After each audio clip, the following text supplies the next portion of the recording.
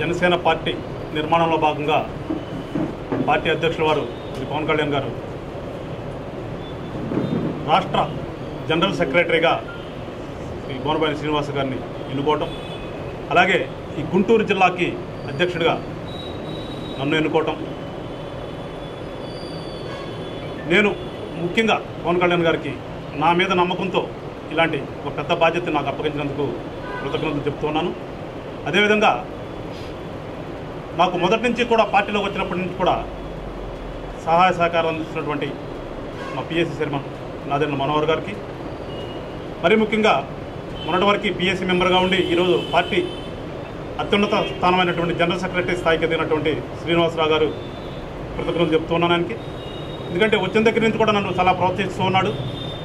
అదేవిధంగా జిల్లాలో ఉన్నటువంటి జన సైనికులందరికీ నాకు ఈ పార్టీ ఈ యొక్క పదవి రావడానికి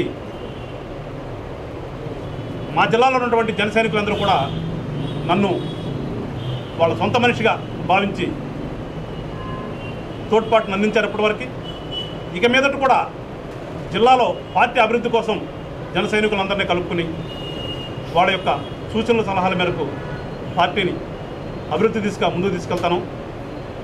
మా జనరల్ సెక్రటరీ గారు చెప్పినట్లుగా మాకు ఈ పార్టీ పెట్టిందే రాజకీయం చేయటం కోసం కాదు. రాజకీయం కోసం రాజకీయం చేయం, ప్రజల కోసం రాజకీయం చేస్తాం. ఇవాళ చూస్తుంటే రాష్ట్రం పరిస్థితి ఎలా ఉందో ప్రతి ఒక్కరికి తెలుసు. కానీ ఏదైతే అధికార పార్టీ ఉందో వాళ్ళకి మాత్రం తెలియట్లేదు ఏం జరుగుతుంది అనేది.